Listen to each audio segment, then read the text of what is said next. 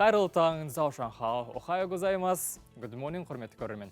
Бүгін келесі дүйсенбіге, келесі айдың басына, күзге, қысқа, солай келесі жылға шегерле беретін шетел тілін үйрену тақырыбын қозғамақпыз. Алдымен қала тұрғындары мен қонақтарының пікіріне құлақ ассақ. Олар шет тілдерін үйренуге құлықты ма? Олай болса, қай тілді үйренгісі келеді? Соны білейік. Вот казахский, я сам татарин и немножко казахский понимаю. Я бы хотела выучить испанский. Доучить английский тоже наполовину знаем, но доучить. Итальянский. Французский и испанский. Француз тілі мүмкін. Ағылшын үйренгім келмей, бірақ уже жас келді ғой. Ағылшын тілін, Қытай тілін үйренгім келеді. Бір қызығы халқымыз тек ағылшын тілімен ғана шектеліп жатқан жоқ. Итальян, испан, француз деп басқа тілдерге де қолқа салып жатыр. Енді бұндай тілдерді үйренуге тағы не кедергі болып жатыр екен? Халықтың пікіріне тағы да құлақ асайық. Когда ты взрослый, у тебя очень много бытовых каких-то рабочих таких проблем, которые тебе просто заполняют твой мозг, и они не дают возможности чему-то новому. Но опять же, это все зависит от желания, насколько ты этого хочешь, насколько твой организм, твой мозг будет работать. Мешает то, что мне надо сейчас учить китайский и французский. Ну, время, ребенок. У нас одна со света это ребенок. Если желание было собер, вот. Уже желания, наверное, такого нету. Поздно уже доучивать его. Егер үйренгің келсе үйренесің.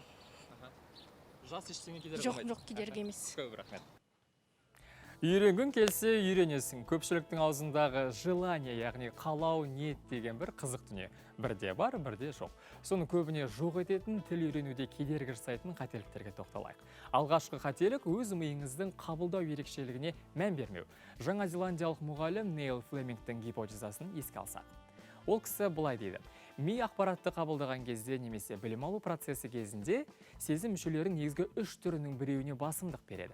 Визуалды көру арқылы, аудиалды тыңдау арқылы, кинестетикалық сипап сезу деген сөз. Осы үшеуінің қайсысы арқылы ақпаратты жақсырақ қабылдайсыз, соны біліп алсаңыз, шетел тілін үйрену процесі біршама жеңілдейді. Сіздікі қайсы екенін анықтау үшін ғаламтордағы толып жатқан тегін тесттің біреуін өтсеңіз болды. Тестсізде өзіңіз бұлаяқ анықтай аласыз, мысалға, көріп ести сақтасаңыз тезірек қабылдана ма, әлде естіп сақтасаңыз ба? Бұл енді бірінші мәселе. Ал екінші жиі кездесетін қателік ересектер балалар сияқты ақымақ сұрақ қоюдан ұялады. Ақымақ болып көрініп қалам ба деген паразит ой Кембриджде білім алам деген мақсатты жамбасқа қадай салады. Яғни ұялмаған әнші ғана емес тілмаш та болады деген сөз. Сондықтан білім алу жолында қате сұрақ қоюдан, білмегеніңізді ашық айтудан ұялмаңыз. Бұны әлемдік рейтингте көш бастайтын Массачусетс технология институтының ғалымдары да айтып отыр. Дәл сол 2014 жылғы зерттеудің нәтижесінде қарап көретін болсақ, тіл үйренген кезде бала сияқты бола қалу керек деген тұжырым шыққан. Себебі үлкендер классикаға салып алады да, алдымен грамматика үйренуге бейім келеді. Бұл үшінші қателік. Мына жұрнақ неге былай жалғанады, мына бастауыш неге баяндауыштан кейін тұр, артикль деген не, префикс деген не деген секілді біздің тілде жоқ дүниелерге бас қатыру тіл меңгеруді кідіртетін процестер. Әрине логикасын түсіну керек. Дегенмен де тілді енді ғана үйреніп келе жатқан, тіл енді ғана шығып келе жатқан балам есіңізге алыңызшы.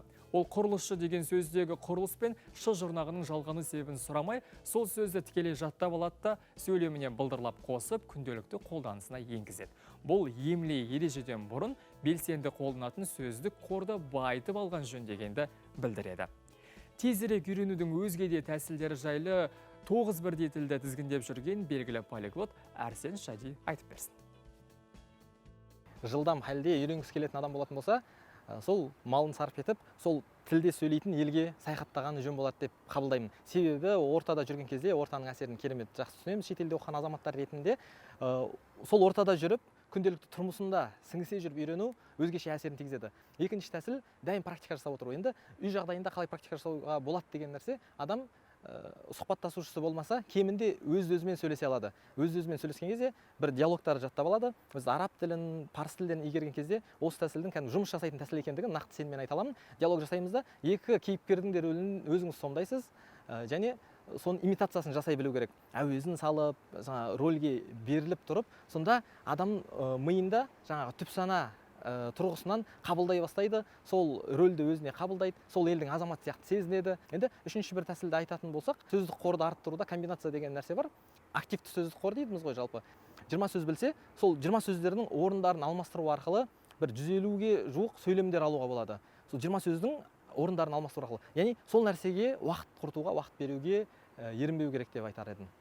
Ал енді осыған дейінгі естігендеріңіз ол тіл үйренудегі енді бастап келе жатқандарға арналған кеңес еді. Ал ендігі мәлімет орта деңгейге келіп, беріле жаздап, уақыт тапшылығына ұшырап, дағдарысқа тап болып қызығушылығын Интерполмен іздеп жүргендерге арналады. Мысалы, бірінші біздің тәсіл ол шетел тілінде шығатын влог, кино, мультфильм жаңалықтарын көріп, подкаст тыңдау. Құлақ пен көздің құрышын қандырып қана қоймай, қызықтырып жаңа ақпаратты ала аласыз. Екінші, сол туындыларда жақсы көретін актеріңіздің, кумиріңіздің өмірін әлеуметтік желілерде бақылау. Twitter, Instagram, Facebook, TikToktарда біразы белсенді отырады. Ол ұнамаса, деңгейлі кітаптарды, жаңалық мақалаларын, тақырыптық блогтарды оқып көріңіз. Ғаламтор әрқашан бола бермейді, сондықтан жүктеп алып, скриншоттап, іске көше беруге жеңіл.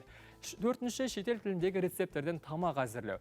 Есте сақтауға аса маңызды ас үй құжатын ағылшынша пайдаланып көріңізші, біраз жеміс пен көкөністің атын жаттап аласыз. Сөз жаттағанда эмоция қосып көріңіз. I need water, яғни маған су қажет деген сөзді шөлдеп тұрып айтып көріңіз. I need water деп. Сондай болса, миыңыз ол эмоциямен тезірек және ұзақ мерзімге жаттап алады. Ал алтыншы тәсіл диалогтар арқылы жаттау. Полиглот Арсен Шади айтқан тәсіл қай деңгейде болмасын өзекті әрі классикалық алтын тәсілдердің бірі. Оған өзім де кепілмін. Ал жетінші тәсіл аталған тәсілдердің қызық болмағанына қарай видео ойындарды ойнап көру. Шетел тілінде интерфейсі бар ойындарды ойнап көрсеңіз, джойстик пен пернетақта арқылы тек саусақтарыңыз емес, бұлшық етіңізді де жаттықтырасыз.